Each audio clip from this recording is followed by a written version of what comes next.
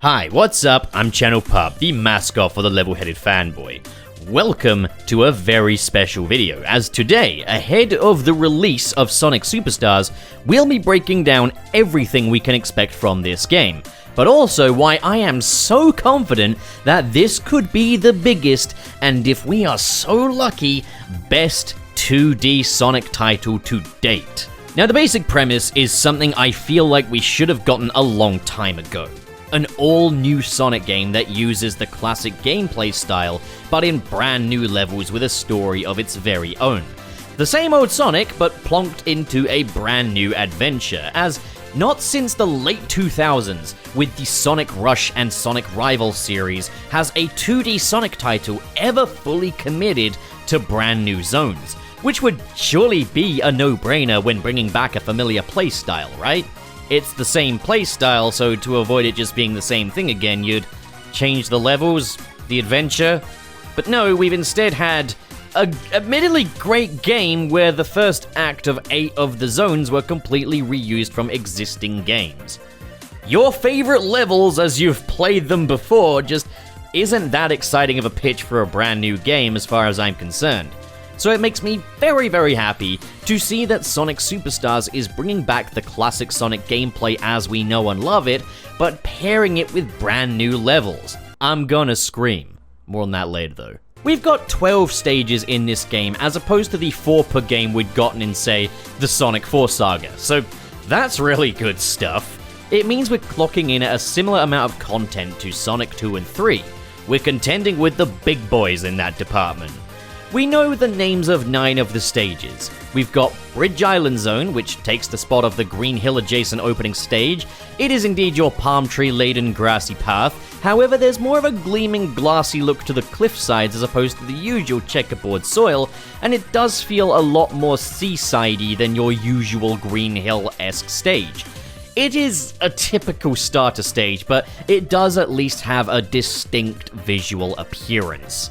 Speed Jungle Zone is the second stage as far as we know, and this is a bit more of a welcome return as it is a stage theme that's been used very sparingly in the classic Sonic games. We did of course have Jungle Zone in Sonic 1 8-bit, and I'll say this, I'm much happier if new 2D Sonic games are aping stage themes from the 8-bit titles, as there's less of a saturation and it's a more meaningful return given that they were far more primitive. The closest thing we've had to that since, I guess, being Angel Island Zone back in Sonic 3, but even then, that stage served a very clear narrative purpose that led to the place getting burned down. While this one really leads with its jungle aesthetic, even down to taking us through dark, shadowy caves. We also have Sky Temple, which according to Takeshi Iizuka, is a single-act stage that clocks in at around 30 minutes, so perhaps something more of a plot-sensitive act. It does lead me to wonder if this list is in the correct order, as I'd be really surprised to see a stage like this as the third in the game. Now, I was a little concerned that this stage would be the Sonic 4-ization of Sky Sanctuary, but fortunately, it looks nothing alike, looking more like one of the more windy areas in Klonoa Door to Phantom Isle, which, that's welcome. We've also got Pinball Carnival Zone, which takes the spot of the typical Sonic Casino trope. Once again, I was worried we'd be facing another Sonic 4-ization of Carnival Night, however this place has a completely different vibe and aesthetic altogether. It brings in more of the pinball gimmicks such as flappers seen in Sonic 2's Casino Night Zone, so while the concept on paper might be very been there done that, I am pleased to see that this doesn't just feel like a rehash and instead does appear to be a brand new zone as far as its design and layout are concerned. With Lagoon City, we've got our water stage, and again, a little alerted by that name there as I thought, oh boy, Hydrocity is getting the Sonic 4 treatment, but no, this place, if it resembles anything, more closely resembles Jugpot from Klonoa Door to Phantom Isle. Which again, that's always welcome. Jugpot is one of my favorite visions in that game, and seeing Sonic taking a bit more Klonoa inspiration is only welcome as far as I am concerned. Sand Sanctuary, I mean, what do we think that's gonna be? It's a desert stage, obviously. We yet to see any of that, so we can't rule out that it will just be a Sandopolis rehash. But hey, if the rest of the game's track record is anything to go by, then we should be okay, and this will be a fun reimagining of that overall trope. Press Factory has me both intrigued and a little concerned, a little contrigued, if you will. Because again, could just be the Sonic 4-ization of Press Garden from Sonic Mania. But hey, as I say, track record indicates that even if the overall stage themes are a bit tropey, they are going all in on making these stages feel original. Golden Capital Zone feels very unique, and we're really yet to see any of that. And finally, Cyber Station is presumably a near-end-of-game stage, possibly a Robotnik base. We've seen little snippets of it in trailers, and it looks to be a completely original idea, with Sonic and pals being transformed into various different pixelated critters. So okay, the usual tropes of Sonic level themes are here in full force, and there are some things here that would be a little concerning on paper, were it not for the fact that we have fortunately had our first looks at some of these stages, revealing something that does at least feel truly new and unique. It's also helped by this game's 3D art style, which I think is an adequate evolution of the pixel art style that 2D Sonic adventures are known for. Sonic Superstars is of course not the first 2D Sonic game to execute this, and is probably the most comparable to, say, Sonic 4 Episode 2. However, Sonic 4 Episode 2, for all its faults, always looked good. For all my complaints about that title, its appearance wasn't one of them, and I'm pleased to see that they're not shying away from this despite Sonic 4's reputation, as Sega does have a tendency to throw the baby out with the bathwater when it comes to lesser received entries and any good ideas that they may have brought to the table. There is of course cause for concern with the development team moving away from Christian Whitehead's retro engine in favor of recreating the classic Sonic physics in a whole new engine. If you're trying to make a Sonic game that feels like a successor to the classics, the physics are incredibly important. They don't have to be one-to-one with the originals, as Sonic Mania has proven, but they need to succeed in the areas that the originals did. Movement needs to be influenced by terrain. Sonic needs predictable pinball physics that make sense. The reason this gets any Sonic fan nervous is that in recent memory, the success rate of mimicking classic Sonic physics without Christian Whitehead or the retro engine has been damn near zero. Only Sonic Generations on 3DS really came close to getting the classic Sonic physics right in the past 10 or so years. Sonic Generations on consoles had a decent enough replication for the kind of game that it was, and it worked with the level designs, but it wasn't quite there. Sonic 4 Episode 1 did a fantastic job at demonstrating how important physics are to a side-scrolling classic Sonic successor, and the consequences it has on gameplay if you mess it up, because that game got it all wrong. I don't have any hands-on experience with Sonic Superstars, I haven't played any demos at any conventions, but what I can say is that everything looks right in the gameplay footage we've seen so far. Again, there is a difference between getting the physics right and getting them one-to-one with the classics. It doesn't have to be the same. However, I can't really tell a difference from what I'm seeing. People who have had hands-on experience with the game have only had positive things to say about the controls, and Christian Whitehead himself has said that the team over at Sega and Arzest have worked tirelessly to perfectly replicate the physics of the retro engine. Now, I won't be truly convinced until I've played it for myself, that's just how I roll. But everything looks good and sounds promising on all those fronts, so I'm pretty confident that they're going to get that right. Another cause for concern for me, though, was the soundtrack of this game, as it was announced that Jun Sonoye would be the sound director and core composer for this title. Now, I've said a few times that Jun Sonoye is my favorite Sonic composer, so you may be wondering what gives. Well, while yes, Sonic Adventure and Sonic Adventure 2 have some of my all-time favorite OSTs in the Sonic series, I can't say I've been too fond of his contributions to 2D Sonic titles, such as Sonic the Hedgehog 4, be it the synths not sounding right, overuse of the iconic Genesis snare drum, or the compositions just being far too short in an attempt at emulating the chiptunes without really demonstrating a proper understanding of why these tunes were so great in the first place. Then for his contributions to the Sonic Origins soundtrack, we had his new take on the Sonic 3 and Knuckles Supersonic theme, which sounded incredibly out of place despite Jun Senoue returning to FM synthesizers for it. Yeah, there's a common misconception that Jun Senoue's music for Sonic Origins and Sonic Superstars was using the same replications of the FM synths used on the Sonic 4 soundtrack, when in actuality that isn't the case. It may be because these tunes aren't being played back through the YM2612, which was the sound chip used in the Sega Mega Drive, which would be why they don't sound exactly like Mega Drive tracks. I don't know. I don't know what Jun Senoue has used for mastering and mixdown on these tracks. However, he has returned to the original FM synthesizers. He has taken that criticism on board. And I think it does ultimately show, as there is a world of difference between this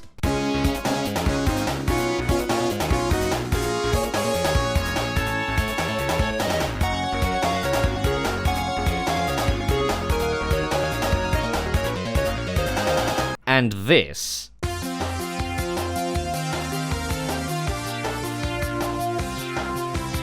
Heck, the Sonic Forces Classic soundtrack not only used FM synthesizers, but even played them back through a YM2612 sound chip, yet it still sounded wrong because the instrumentation was trying to sound synthetic, where the original classic Sonic soundtracks used synths to replicate real instruments. Using synths to sound like synths is going to yield different results to using synths to sound like real instruments. It's all about the intention.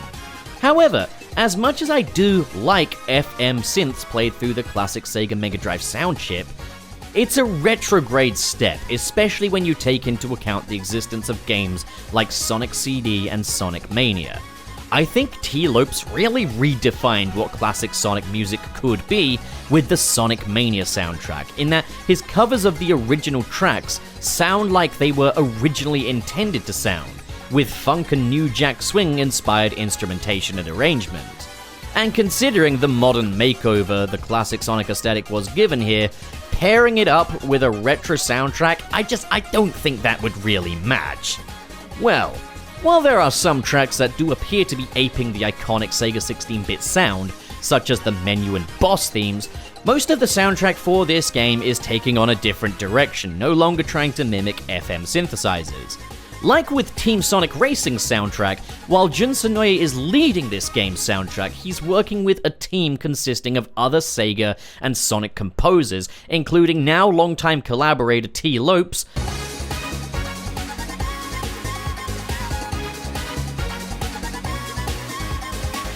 Rintaro Soma, who worked on a number of the cyberspace tracks from Sonic Frontiers,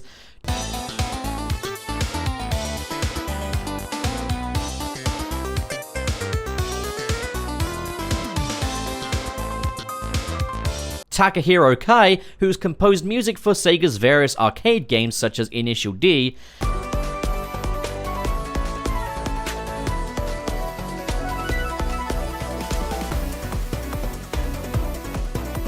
and Hidenori Shoji of Yakuza fame.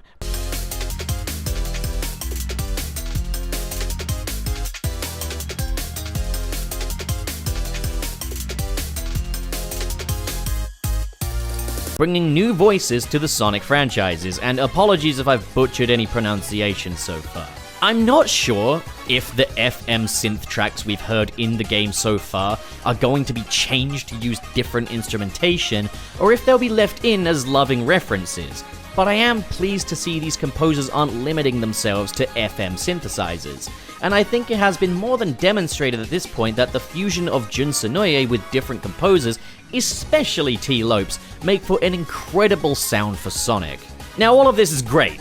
All of this is wonderful. It's what I've been waiting for from 2D Sonic since Sonic the Hedgehog 4. At long last, a new Sonic game that gets the basics right and does something new with it. Finally! But it's these next points where Sonic Superstars makes a statement of battle.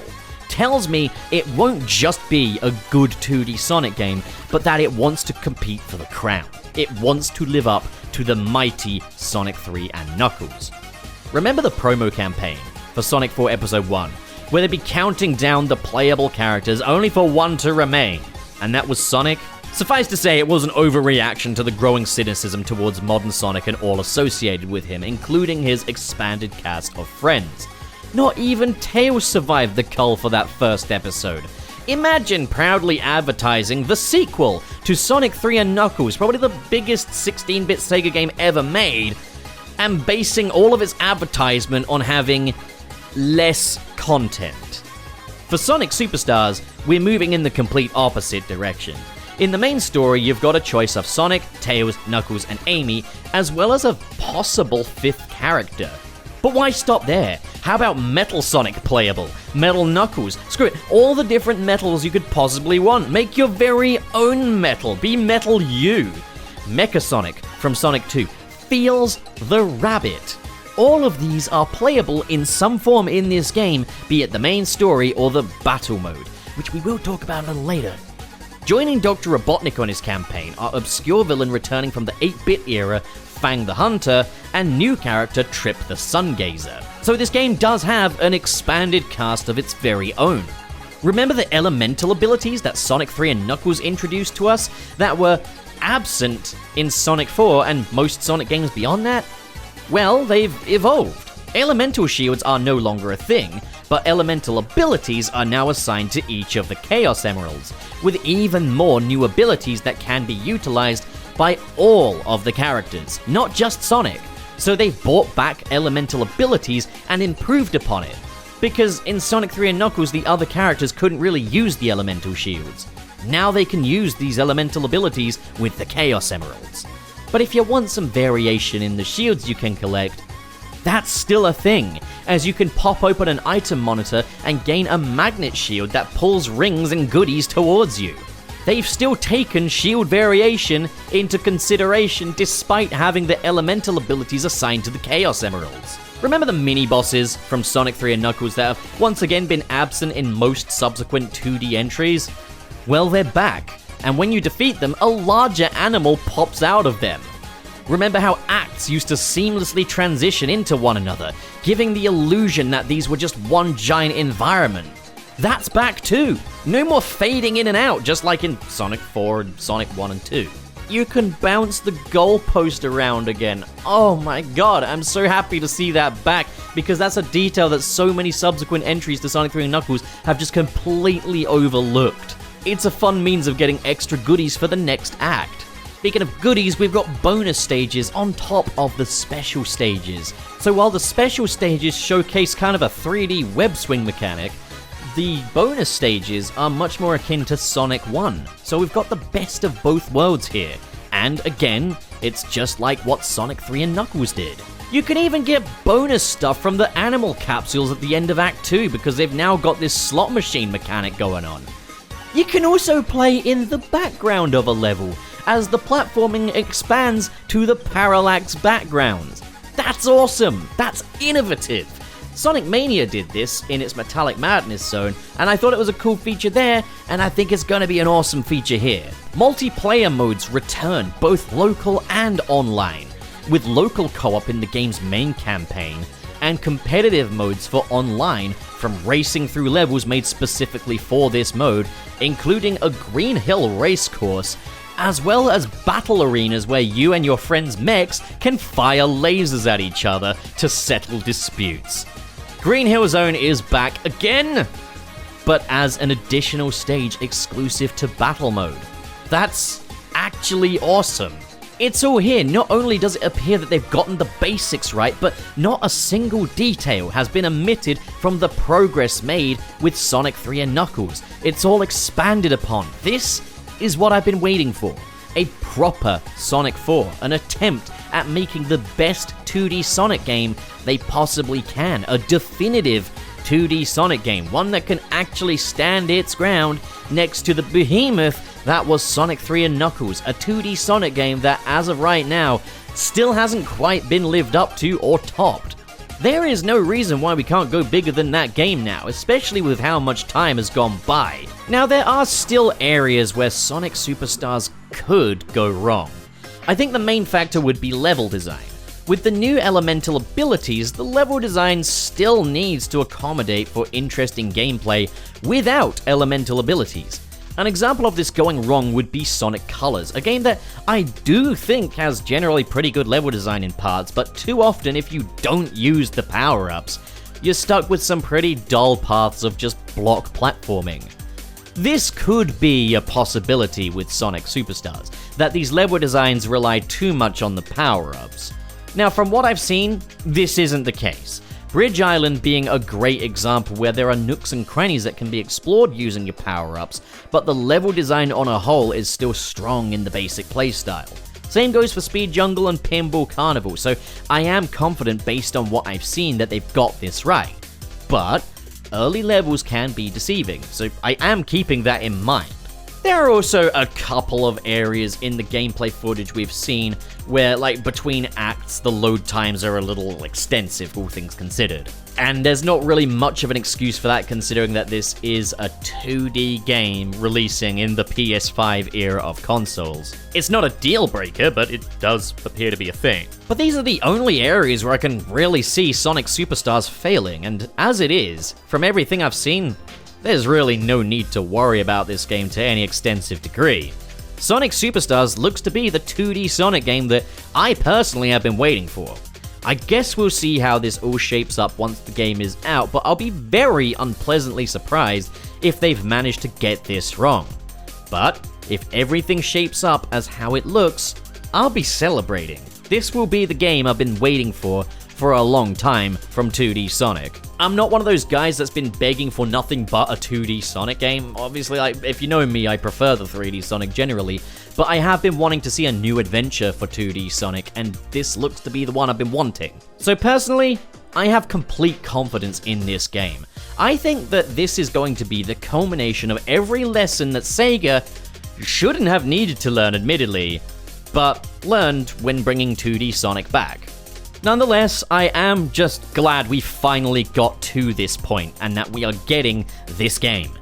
But what do you guys think now? I'm going to pass it over to you. How do you feel about how this one is shaping up? Do you think it has the potential to dethrone Sonic 3 and Knuckles as the best 2D Sonic game? Or do you disagree with me completely and think that there are better 2D Sonic games? I think I put Sonic 3 and Knuckles in that position just because of the sheer scope of everything it's doing and how it's perfected what came before.